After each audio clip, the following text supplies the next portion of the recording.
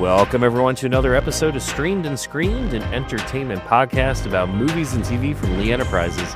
I'm Terry Lipshetz, managing editor of the National Newsroom at Lee, and co-host of the program is the one, the only, the original Bruce Miller, editor of the Sioux City Journal and a longtime entertainment reporter.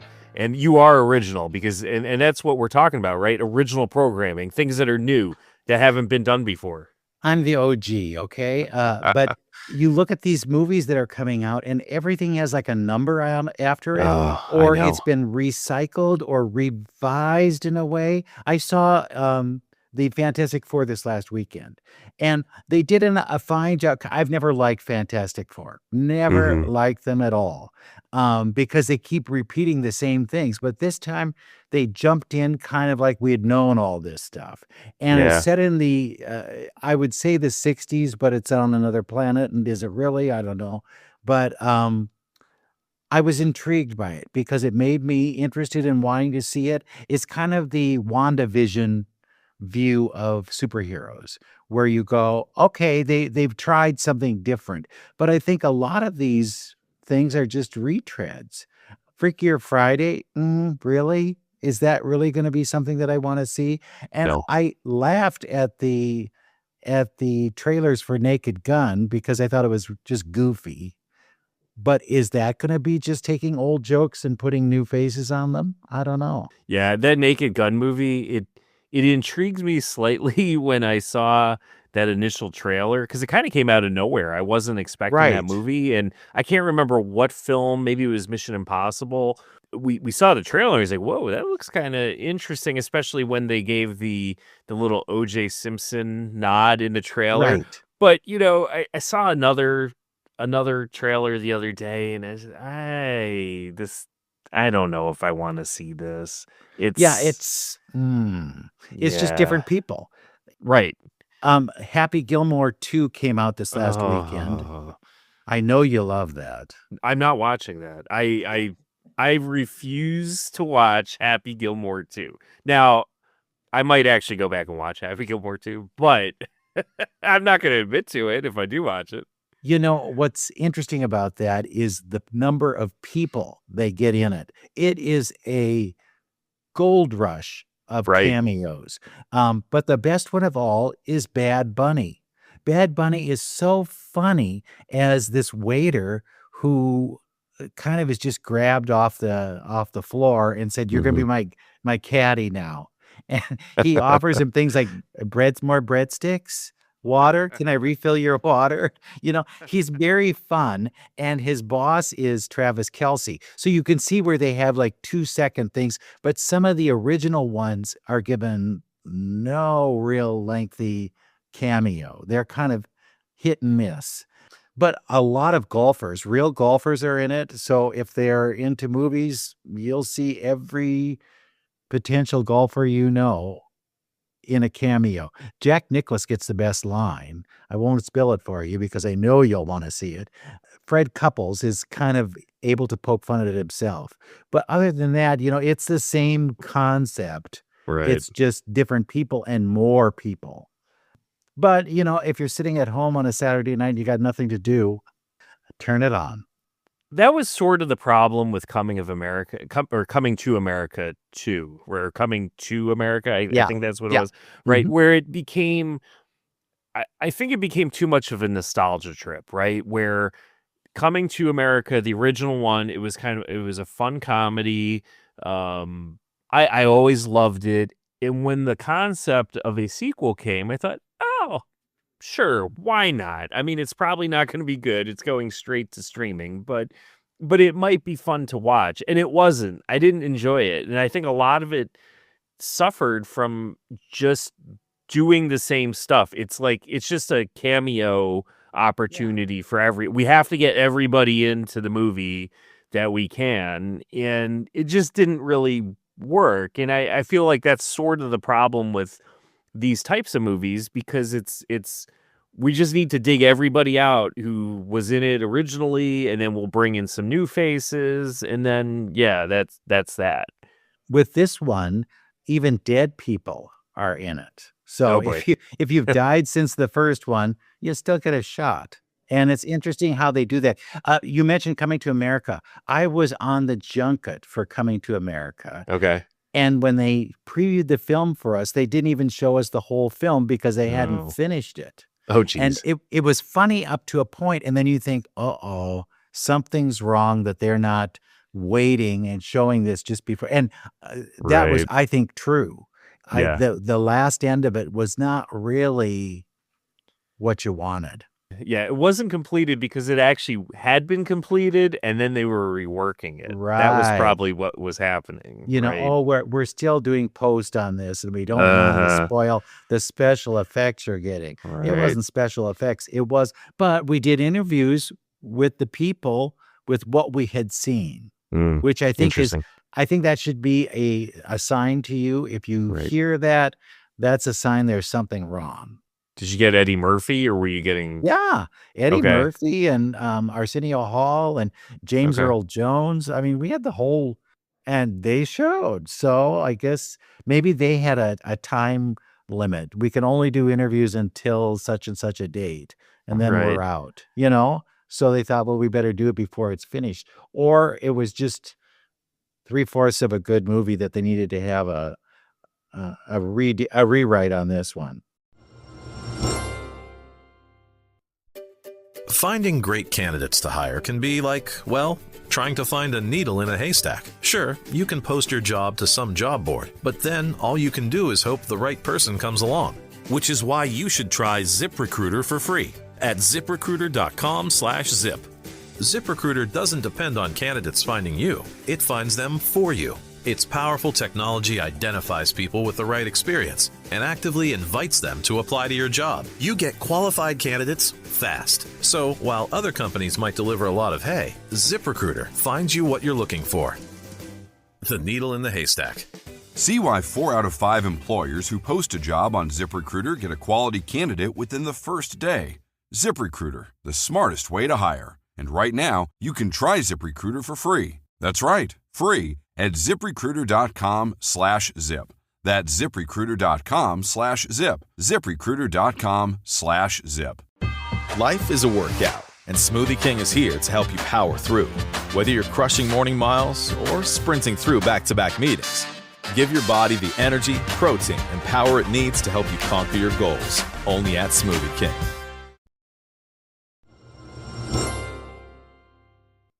So there's another movie that's coming out later this year, Christmas time. I just saw the trailer to it, and it looks Five Nights at Freddy's. No. We're talking Avatar. Oh, Avatar 3. Yeah, Yes. Fire and Ash.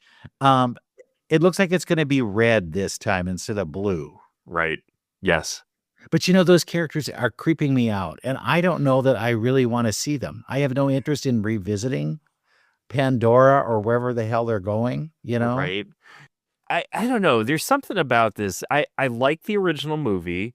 I enjoyed the sequel. I don't think it was the greatest thing ever, but I enjoyed it. But what's really frustrated me about this entire experience is that we're going to push something like 4 decades by the time it's already completed. Yeah. So this movie, it was supposed to be out, I think, last Christmas, and then it got pushed back a whole year. And then the next one, Avatar 4, they're talking 2029. Oh. And then the 5th one in 2031. I'll be dead. Right? James Cameron has said he might not even direct the next 2 movies. But I thought they were filming all of these. I thought they You were thought filming all so? at once. Yeah. We thought so, but the post-production, they're spending so much time on the post-production that there was a lot of folks that were thinking that it had to do with the writer's strike and all that, and it wasn't. It's all the animation that they're doing. They're spending so much time on these.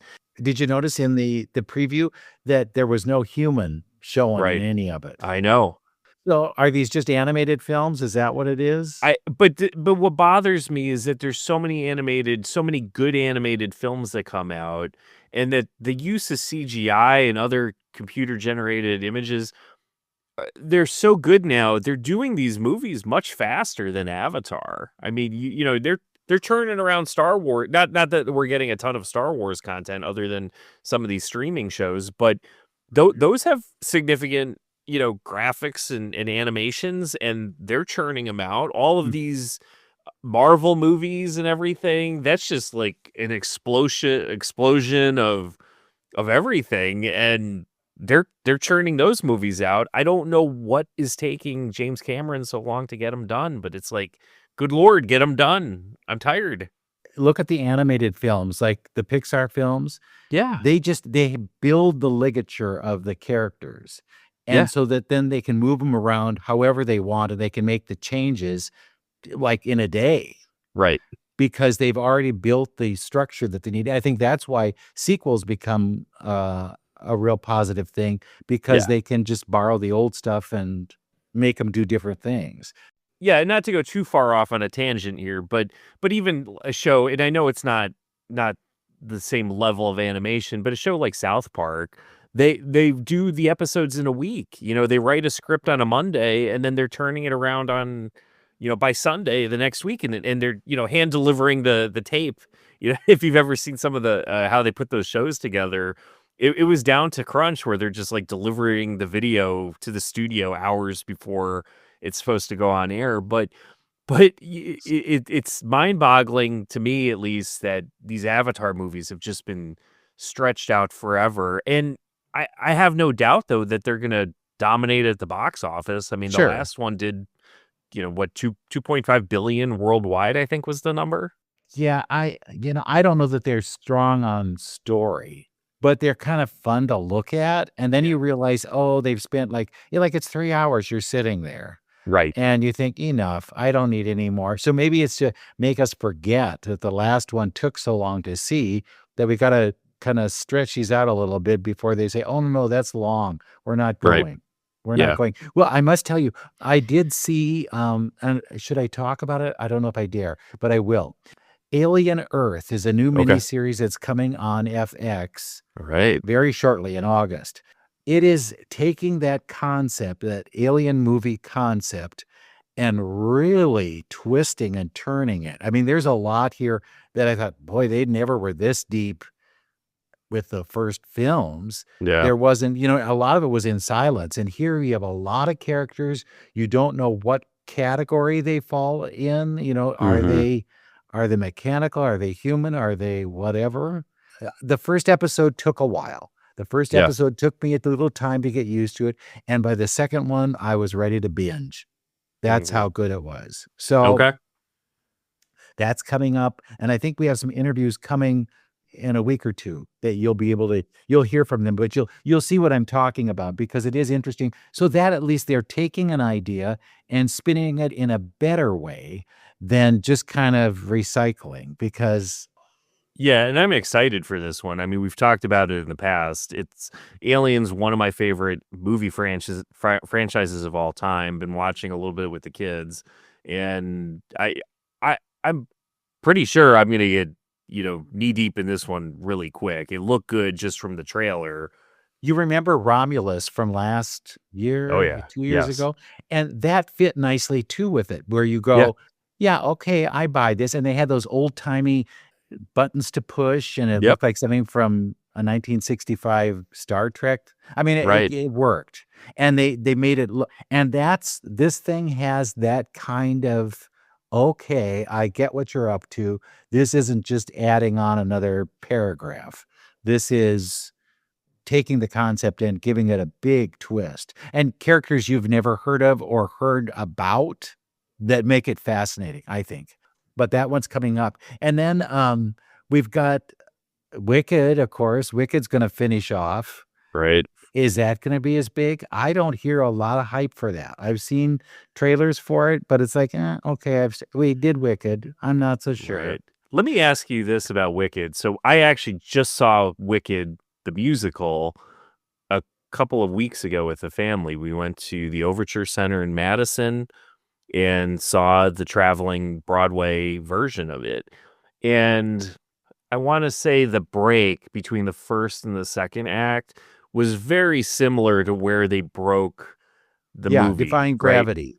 Yeah. So we all kind of had the same feeling after we came out of the show that the first act of Wicked was really strong. The second act, not so much. It was fine. We enjoyed it, but it was really it didn't end, in our opinion, our joint opinion, it just didn't end strongly. And I had seen it a long time ago, when it was traveling years ago. Sure. I want to say maybe 15 years ago. I think we caught it in that initial run after it left Broadway, or when it started traveling off of Broadway. So it's been a while since I saw it. So it was kind of like seeing it new again. But I felt like, man, that first act, super strong. So I'm worried that this second movie, if it follows that same kind of pattern as the Broadway show, might be in for a bit of a letdown. Okay, well, they've added some songs, or a song, so that Stephen Schwartz can be nominated for an Oscar. Or at least, that's what you think the reason is. But they also have hinted that the Wizard of Oz characters come in somehow. And you saw a little bit of it when they were, in the beginning of this, where you saw the Yellow Brick Road and the people and all that. Right. I don't know if they'll be characters, but they might be backs of people, maybe. I don't know.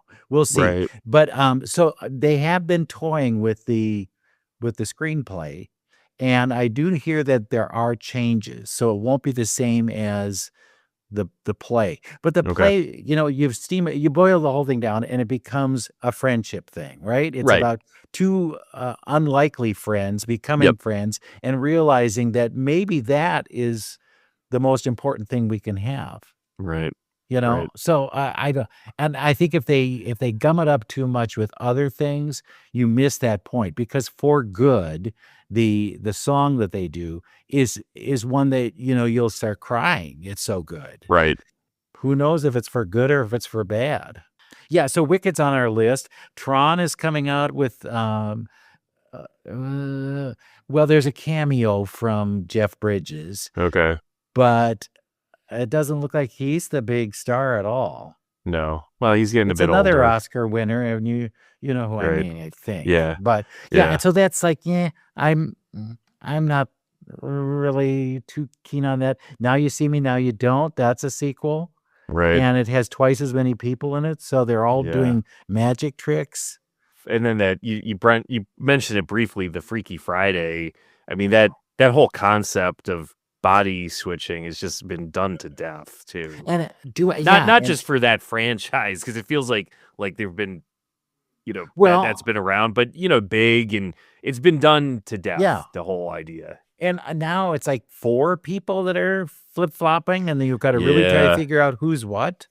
Right. I don't know. But, hey, we could shut up in a couple of weeks. It'll be a huge hit, and that'll tell us. But so it's an interesting period now that we're in, that I think studios are a little more secure doing a sequel, or just kind of twisting it slightly because they think there's a built-in audience for it. There's another one. Well, Predator Badlands too. I mean, there's one that's coming out in November, and that's just extending that franchise. And that one actually, I don't know if you saw the trailer. It looks kind of fun with Elle Fanning in it. She plays, with half of Elle Fanning. Right, but she plays a synthetic, which was created by the same organization that creates the synthetics from the Alien franchise. Because those two, the Predator and the Alien franchises, sort of cross over at times. Yeah. They've obviously had movies where, Alien versus Predator, but there's another one where, we're talking about an Alien TV show. Predator had its own thing on Hulu, Prey a couple of years ago. And that's just another built-in audience of people. Until they get tired of it and they say, I don't need any more. Right. I'm tapping out. Running Man is coming back with a new actor. Yeah. Glenn Powell. Is that going to work? I don't know. This is just like Naked Gun. Liam Neeson, is he going to be the next funny man that we're all just excited to see? But at Five Nights, I mentioned it before, Five Nights at Freddy's is coming back, part 2. And really, I thought it was kind of one and done. We're good. I also watched the second season of Wednesday, the Addams Family. Okay. And it's really interesting because Tim Burton's spin on it is so different than the television show or even the movies. It's a very stylized, and in this one they have a tent they go camping, and the tent looks like a mansion, a haunted mansion, but little kind of tiny things. It keeps your visual interest in the show. So I don't know, and that's starting in next week. Okay. So you'll get a chance to see what someone else has. And I think that's just like so many of these films, like we talked about Star Wars in the past. If you let somebody with a vision grab one of these franchises, right, I think that's where your best bet is going to be. With Alien Earth, Noah Hawley, who took Fargo and gave that a spin, is one of those people who can do it. And I think if you had Quentin Tarantino involved with any of these things, you remember he talked about doing Star Trek. Right. And then we never heard anything more of that. But I think that's the trick, is somebody with a known style. Wes Anderson could be another one. And then apply it to one of these things. We would get a better sequel than just checking off the boxes and getting the regulars in for one more shot, where you go, oh God, they look old. That's basically what you do, is you criticize the actor, not for the content, but the idea that he doesn't look like he looked 20 years before. We need to get well-known directors taking on well-known franchises and then passing it over to somebody else and let them have a shot at it. Yeah, that would be fun. What's old is new again? Sing the song. I know the chorus. Right. Well, thank you again for listening, and we'll be back again next week with another episode of Streamed and Screamed.